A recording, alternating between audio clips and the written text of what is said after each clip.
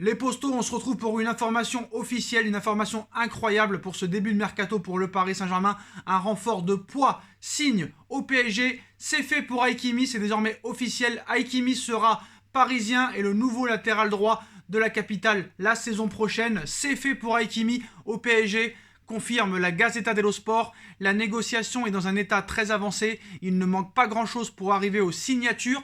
Opération chiffrée à 60 millions d'euros. Alessandro Florenzi quitte le Paris Saint-Germain et sera le remplaçant d'Hakimi à l'Inter de Milan. Le Corriere dello Sport et Tuttosport confirment la tendance pour Hakimi au PSG. Ils en font leur une de demain. Seule différence, le Corriere dello Sport cite 70 millions d'euros pour Hakimi. Tuttosport parle de 60 millions d'euros. Donc à voir combien ça va faire réellement.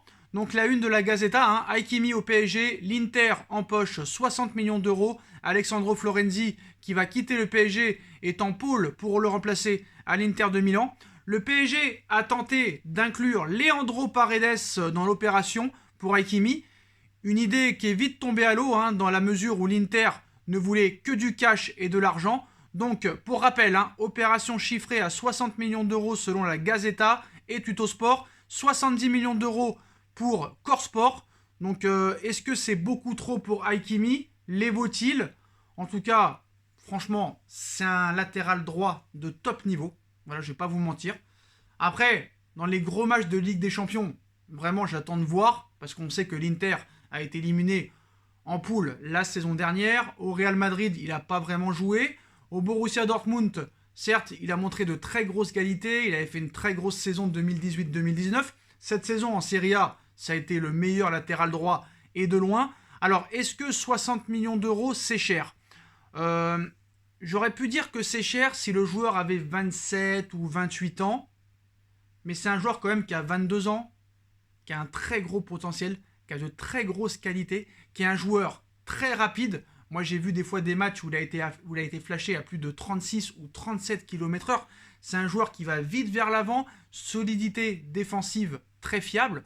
Voilà, à un moment donné, si tu veux les meilleurs joueurs en 2021, il faut sortir le chéquier. Après, comme vous le savez, on parlait d'une enveloppe entre 70 et 80 millions d'euros cet été hors vente. Déjà, si tu mets 60 millions sur les 70, ça veut bien dire que le fair play financier est bien enterré. Voilà. Donc moi je pense que c'est bien quand même d'avoir gardé Leandro Paredes. C'est quand même un milieu de terrain qui nous a apporté ces derniers mois, surtout dans les gros matchs de Ligue des Champions.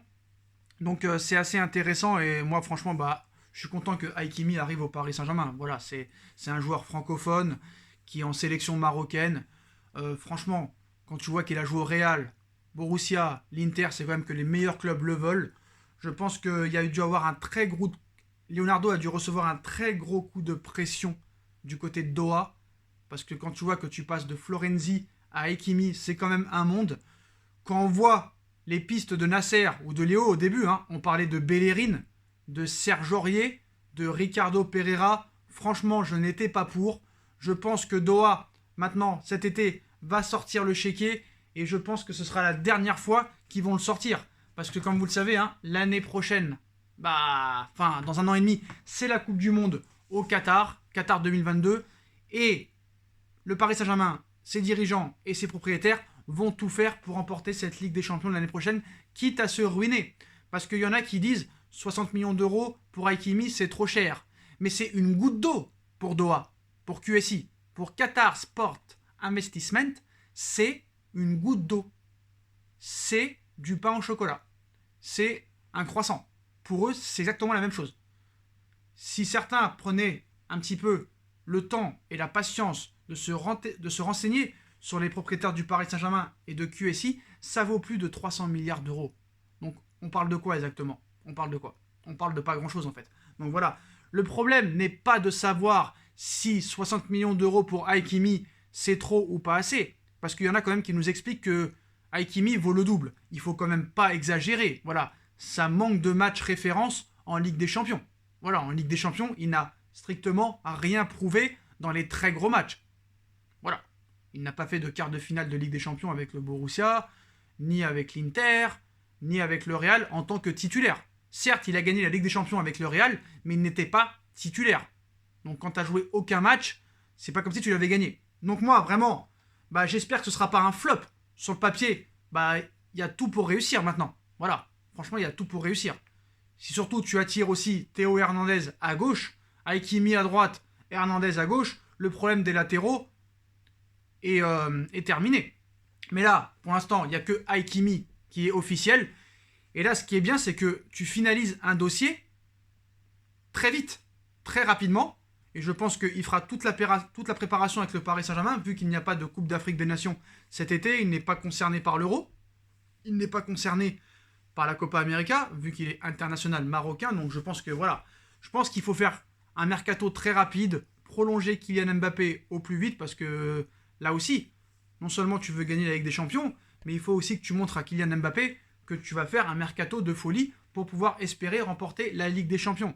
Et franchement, au poste de latéral droit, j'ai essayé de réfléchir. Franchement, Mukiele et Hakimi étaient les deux meilleures pistes que tu pouvais prétendre. Et franchement, Hakimi, pour moi, il n'y a pas mieux à l'heure actuelle.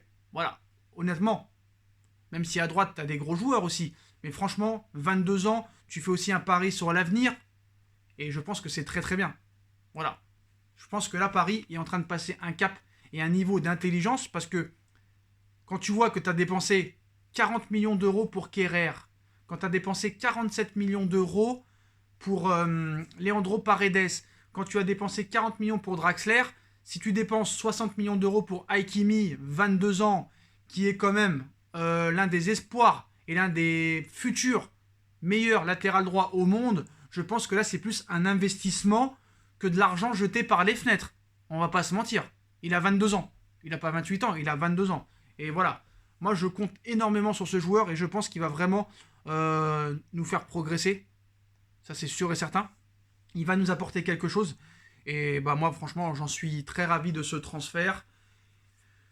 Le maillot du Paris Saint-Germain lui va très très bien. Et moi, je pense que voilà.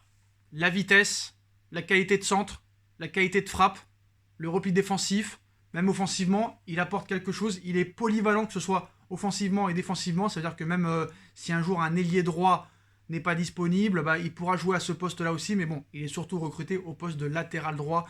Et enfin, le Paris Saint-Germain a son grand latéral droit. Maintenant, il va falloir prouver sur le terrain, parce que c'est bien beau de faire des plans sur la comète. Il a prouvé à l'Inter, il a prouvé au Borussia. Il va falloir que maintenant, il soit l'une des stars défensifs du Paris Saint-Germain. Et honnêtement, quand tu as Marquinhos, Kipembe, Hakimi en défense centrale, avec peut-être un grand arrière-gauche qui pourra arriver, style Théo Hernandez, et si Bernat revient au haut niveau, si tu arrives à avoir un ou deux gros milieux de terrain, je pense que l'année prochaine, tu as tout pour faire une saison historique. Ligue des Champions, Ligue 1, Coupe de France, Trophée des Champions, Super Coupe d'Europe, Coupe du Monde des clubs. C'est le moment ou jamais, et Doha le sait très bien et l'a très bien compris, et c'est pour ça qu'il va y avoir vraiment un gros mercato du côté du Paris Saint-Germain cet été. Donc voilà les postos. En tout cas, c'est officiel, annonce la presse italienne, la Gazzetta dello Sport confirme comme Coq Sport, Corriere dello Sport et Tuttosport. C'est fait pour Hakimi au Paris Saint-Germain, transfert avoisinant les 60 millions d'euros. Florenzi, lui, quitte le Paris Saint-Germain et sera le remplaçant d'Hakimi à l'Inter de Milan. Dites-moi en commentaire ce que vous en pensez, les postos. Je compte sur vous pour bombarder la barre de like, de partager un maximum cette vidéo, les postos. On like, on partage, on commente, on s'abonne. On active la petite cloche pour être tenu au courant des vidéos qui vont sortir. On me rejoint sur mon Instagram SBFootNews. Ma cagnotte PayPal est disponible en lien en description avec ma deuxième chaîne YouTube No Feeling. Et nous on se retrouve très vite pour une nouvelle vidéo, les postos. Et bienvenue à Hakimi au Paris Saint-Germain. Tchuss.